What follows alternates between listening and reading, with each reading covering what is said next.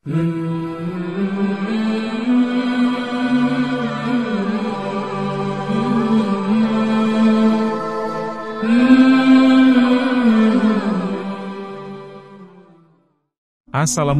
sahabat Islam, channel ini hadir di hadapan Anda untuk berbagi info Islami, semoga menginspirasi aktivitas Anda hari ini, dan jangan lupa klik tombol subscribe, dan aktifkan notifikasi tombol lonceng, agar tidak tertinggal berita terbaru dari channel ini.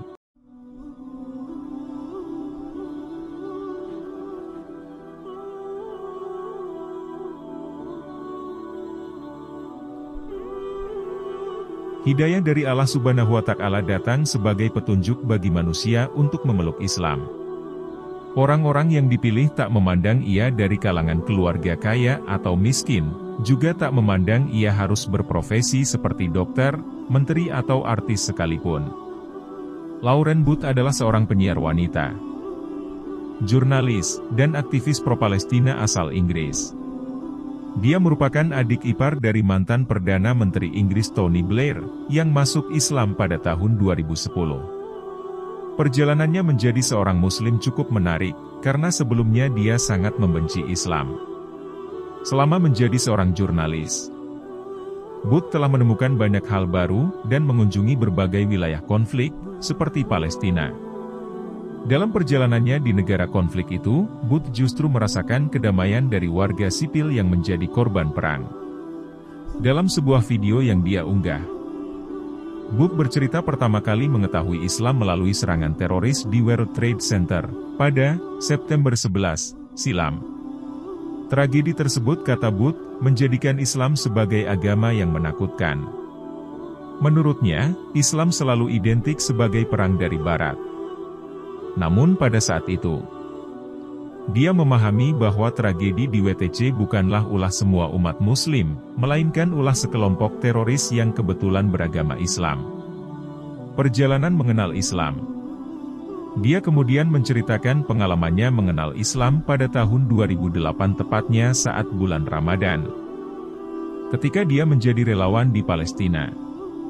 Di negara konflik itu, Booth justru mendapatkan perlakuan baik dan merasakan kedamaian. Pernah waktu itu Januari, dan aku enggak tahu kalau di Timur Tengah musim dingin, jadi aku enggak punya jas hujan.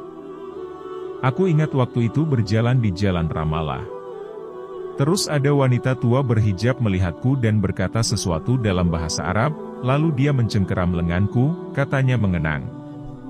Dia bergumam sambil meringis dalam hati, bahkan sempat mengira jika wanita tua itu akan menculiknya. Aku geli sendiri, kukira, oke, jadi ini penculikan nenek-nenek, inikah yang terjadi? Terus dia ngeliatin aku dari atas sampai bawah, dan dia bawa aku ke kasurnya, membuka lemari, mengambil jas hujan besar, lalu dipakaikan ke badanku, sambil bilang, "Ya Allah." Wanita tua tersebut ternyata tidak menyukai orang asing. Kemudian wanita tua itu memberikannya nomor telepon. Aku disuruh berjalan dengan coat ini, jadi dia ini katanya tidak tahan ada orang asing di kotanya dan kedinginan, sementara dia punya coat di lemarinya. Kau paham apa yang kumaksud, katanya terharu. Tidak hanya kebaikan itu, Booth juga merasakan kedamaian selayaknya seseorang yang betul-betul beriman. Ia bahkan mengungkapkan kisahnya saat benar-benar ingin mempelajari Islam. Puasa jadi pemicu untuk masuk Islam. Kemudian pada suatu malam di bulan Ramadan, Booth sempat mengunjungi keluarga yang sangat miskin di sebuah tenda pengungsian daerah Rafah. Tenda tersebut merupakan tempat asal Faris Odeh, bocah Palestina yang ditembak mati oleh pasukan pertahanan Israel pada tahun 2000. Ketika Booth masuk ke dalam rumah itu, hanya terdapat satu ruangan dengan lantai dan tembok semen dengan kondisi kosong. Di sana hanya terdapat matras lusuh, yang satu keluarga gunakan. Dia lalu bertanya kepada si ibu, mengapa dalam kondisi perang seperti ini mereka masih berpuasa. Kalian bilang Tuhan membuat kalian hidup tanpa makan selama 30 hari, tapi di hari 31 kalian sudah tidak punya makanan, Tuhan bikin kalian haus selama 30 hari dan pada hari 31 kalian cuma punya air keruh bahkan tidak ada sama sekali, apa tujuannya? "Kenapa kalian puasa?" tanya Booth yang merasa bingung.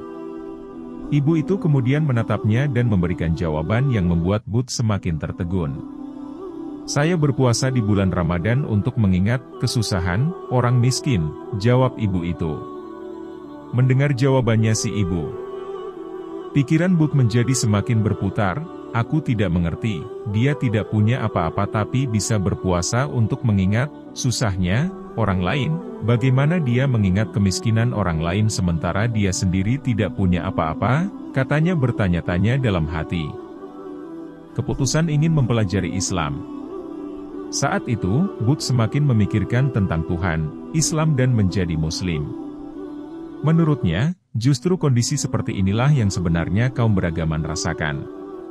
Dalam kondisi seperti ini, ibu dan keluarganya masih mempercayai kasih sayang dari Tuhannya dan mengingat sesama umat manusia. "Kalau ini Islam, jadikan aku Muslim, karena di sana benar-benar ada keimanan di mana kamu percaya dengan Tuhan, bisa tetap merasa bersyukur ketika Tuhan tidak memberikanmu apapun di hari itu, kalau di sana ada iman. Di mana kamu punya mangkok berisi makanan dan memberikannya ke orang asing, wow ya Tuhan. Harusnya beriman kayak gitu. Subhanallah," ungkapnya. "Butuh 2 tahun bagi saya hingga saya bersyahadat. Allah Maha tahu berapa lama yang dibutuhkan bagi kita untuk cukup rendah hati dan hati kita bersih dari segala penyakit yang ada padanya," tutup Lauren Booth. Lauren merupakan seorang aktivis dan bekerja sebagai seorang jurnalis di Press TV, sebuah saluran berita Iran berbahasa Inggris. Kala itu, keputusannya untuk memeluk Islam mendapat sorotan berbagai media. Oleh karena itu, Lauren menerbitkan sebuah artikel di The Guardian bertajuk, "Lauren Booth, I'm Now a Muslim, Why All Shock and Horror?" Melalui media sosialnya, Lauren Booth kerap membagikan aktivitasnya seperti menghindari alkohol dan membaca Al-Quran. Bukan untuk memamerkan ibadahnya, tetapi ia berusaha menampilkan citra Islam kepada khalayak umum. Lauren ingin menunjukkan bahwa Islam dan Muslim adalah dua hal yang tidak menakutkan seperti yang dicitrakan banyak orang. Nah, sampai di sini perjumpaan kita kali ini. Terima kasih telah menonton, semoga Anda menginspirasi. Sampai jumpa di video selanjutnya.